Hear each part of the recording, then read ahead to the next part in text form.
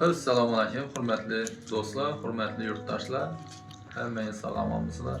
Hammangizga atirgan yangi 2026-yil bilan tabriklayman. Bu 2026-yilda neyinki yaxshi istek, tilak, niyatlaringiz bo'lsa, hammasini erishib yurishlaringizni tilab tabriklayman hammangiz.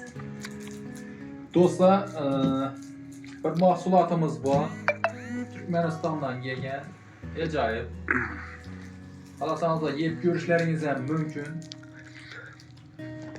Satıladigan şokoladimiz bu. Sizlarga video davomida ko'rsatib boraveramiz.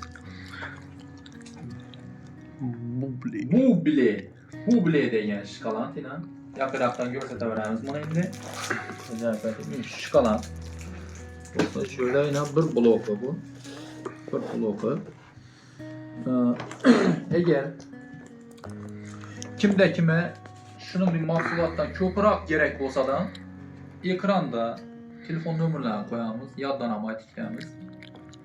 90lik 558 90 99 shu nomerga aloqa chiqasizlar. Bemalol xalagan cheklanmagan miqdorda etkab berishimiz ham mumkin, xudo xolasa. Zakazlarga qarab. Bu shokoladni ko'radigan bo'lsangiz, ayna şokolad rost ajoyib sifat. Görünüşünü qarang. BB. Evvel Valentin degan shokoladlar bo'ladi edi. Valentin degan.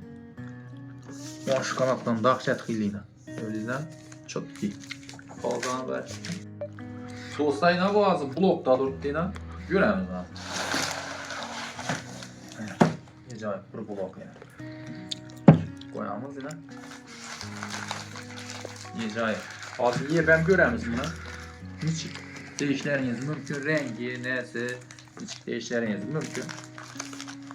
Hozir buni yeb ham ko'ramiz hozir do'stlar. Iyi mina. Bey. Oh. Shokoladni hidini qarang. Hidini qarang. Hey. Ana. Bunu açtık yine.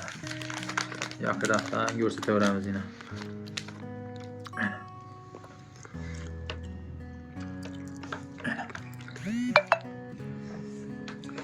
Aramına bir yeyip görəmiz indi.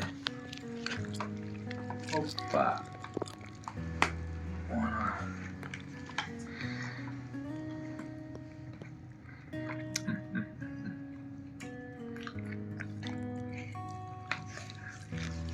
Çok ki. Ajoyib rost. Ozon bilan Australia tip qora choy, go'chalan demlar. Bir yanda mazali bilan yana bir shular bilan choy bilan yomon zo'r yetarkan. Ajoyib. Mana do'stlar, bahasına keladigan bo'lsak, go'chalanlar uchun ulug'liq ham bereketli. Bereketli. Bahasına keladigan bo'lsak, buni bir tutuklab oladigan bo'lsangiz 10.000 so'mdan.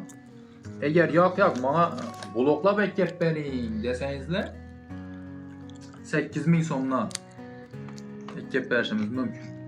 Ekranda nomerlar bor. Aloqa chiqaverasizlar. Bemalol. Jalla kerak desangizlar ham etkab berishimiz mumkin edi. Bemalol aloqa chiqaverasizlar. Tutuklab olsangiz 10.000 dan, bloklab olaman desangiz 8.000 so'mdan to'g'ri keladi. Mana shunday do'stlar. Siz aloqa chiqaverasizlar, buni ko'proq shunday qarindosh tog'alaringizga, do'st yorlaringizga, birodarlaringizga, guruhlarga tarqatib qo'ysangiz ham bo'laveradi.